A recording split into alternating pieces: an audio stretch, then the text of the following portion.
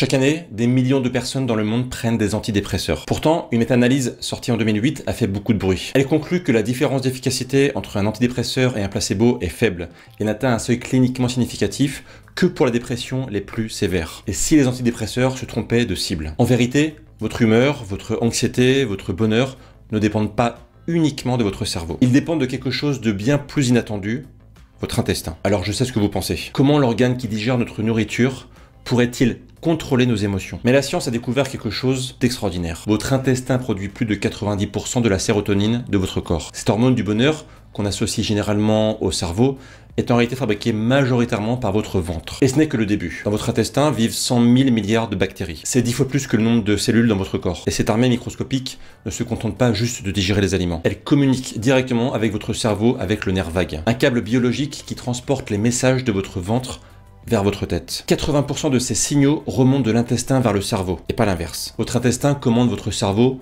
plus que votre cerveau ne commande votre intestin. Mais comment on a pu ignorer ça si longtemps? Parce qu'on a regardé au mauvais endroit. Pendant des décennies, on a cherché des causes à la dépression dans le cerveau. On a cherché des déséquilibres chimiques, un manque de sérotonine ou des problèmes génétiques. Alors, on a bombardé les neurones avec des médicaments. Mais on a oublié de regarder 30 cm plus bas. En réalité, le problème commence souvent dans l'intestin. De nombreuses études montrent une association entre déséquilibre du microbiote intestinal, qu'on appelle la dysbiose, et la dépression, aussi bien chez l'animal que chez l'humain. Par exemple, des chercheurs ont prélevé le microbiote de patients dépressifs et l'ont transplanté chez des souris en bonne santé. Résultat, les souris sont devenues anxieuses et déprimées. On a littéralement transféré la dépression d'un être vivant à un autre via les bactéries intestinales. L'expérience inverse est encore plus stupéfiante. On a donné à des patients dépressifs des probiotiques spécifiques pendant 4 semaines. Résultat, on a obtenu une diminution significative des symptômes dépressifs. Sans antidépresseurs, sans thérapie, juste en rééquilibrant leur flore intestinale. Mais alors,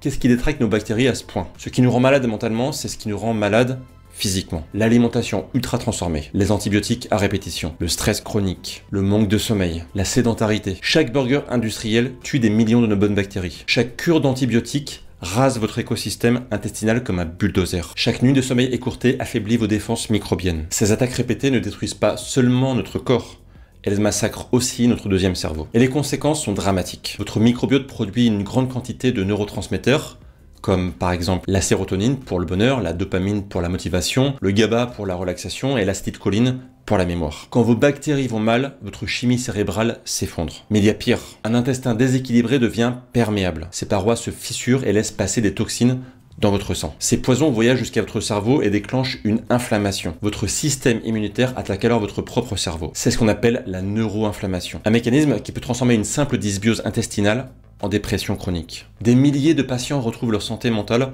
en restaurant leur écosystème intestinal. Mais l'industrie pharmaceutique préfère vous vendre des pilules à vie plutôt que de vous expliquer comment nourrir vos bonnes bactéries. Traiter la dépression sans s'occuper de l'intestin, c'est éteindre l'alarme incendie sans éteindre le feu. Et dans le futur, le problème va empirer. D'ici 2030, l'OMS prédit que la dépression sera la première cause de morbidité dans le monde. Autrement dit, à l'horizon 2030, la dépression sera la principale cause d'années de vie perdues en bonne santé, devant les maladies cardiovasculaires et le cancer. Oui, vous avez bien entendu. Mais pendant qu'on cherche des solutions dans les neurones, on ignore l'épidémie silencieuse qui ravage nos intestins. Et chaque génération a un microbiote plus pauvre que la précédente. Nos arrière-grands-parents avaient plus de diversité bactérienne que nous. On est en train de perdre notre héritage microbien. Et avec lui, notre stabilité émotionnelle. La perte économique est colossale. La dépression coûte 1000 milliards de dollars par an à l'économie mondiale. Arrêt maladie, perte de productivité, traitement inefficace, tout ça parce qu'on soigne le symptôme au lieu de traiter la cause. Mais ce n'est pas une fatalité. Il existe des solutions concrètes,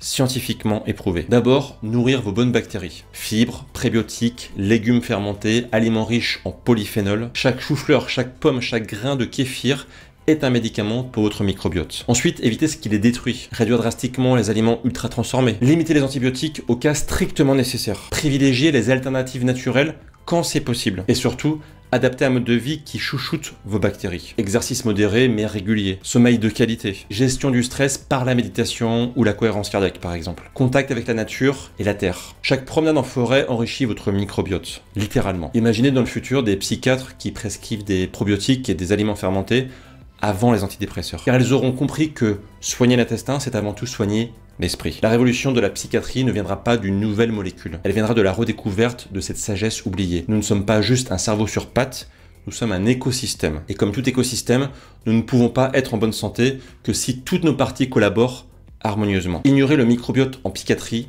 c'est comme ignorer le sol en jardinage. On peut toujours arroser et fertiliser les feuilles, mais sans racines saines, la plante ne prospère jamais. Votre bonheur ne dépend pas seulement de vos pensées, il dépend aussi de vos bactéries. Et contrairement à vos gènes, vous pouvez les changer. La prochaine fois que vous vous sentirez déprimé, ne demandez pas juste à votre cerveau ce qui ne va pas, demandez aussi à votre ventre.